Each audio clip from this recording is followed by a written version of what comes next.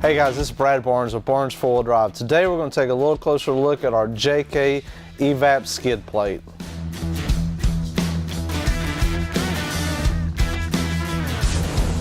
Our JK Evap skid plate is made out of 3/16 steel.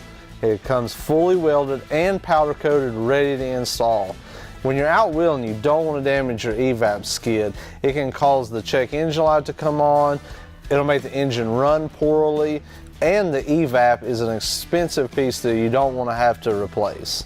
And of course, our Evap skid works on all models of Jeep JK, and it comes with the needed longer grade 10.9 hardware to mount it.